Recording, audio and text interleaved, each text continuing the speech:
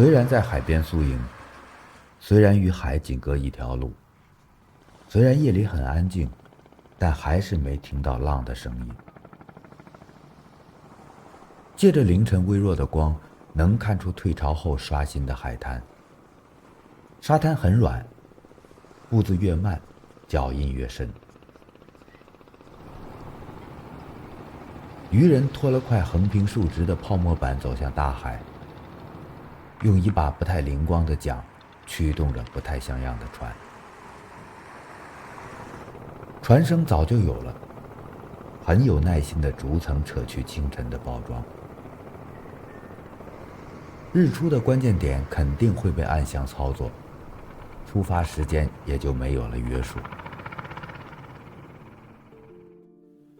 不远处的海边有一处观景台，看地图才知道视野之外就是马祖。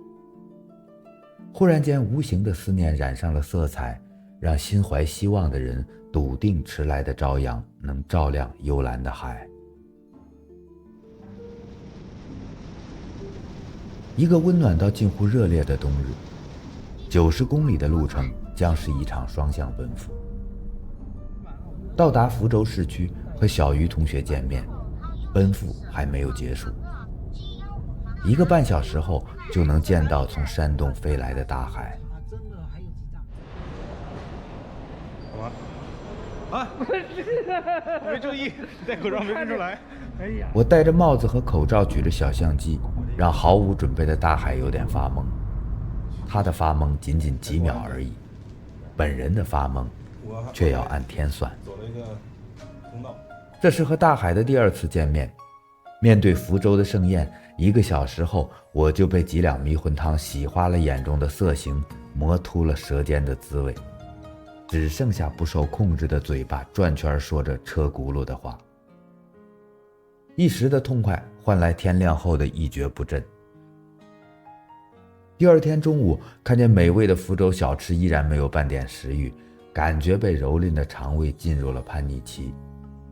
别管是海蛎饼还是锅边糊，知道等食欲恢复的时候就会后悔。食欲恢复得益于午后散步。小鱼同学把大海和我放在路口去忙自己的事，2个北方男人在福州的江边享受着温暖的冬天。近期调整的旅行节奏宣告失效，朋友和美食的双重围攻让我搁浅在福州。忽然想起还有另一个多年未见的小妹也在这个陌生的城市，明天该去看看她了。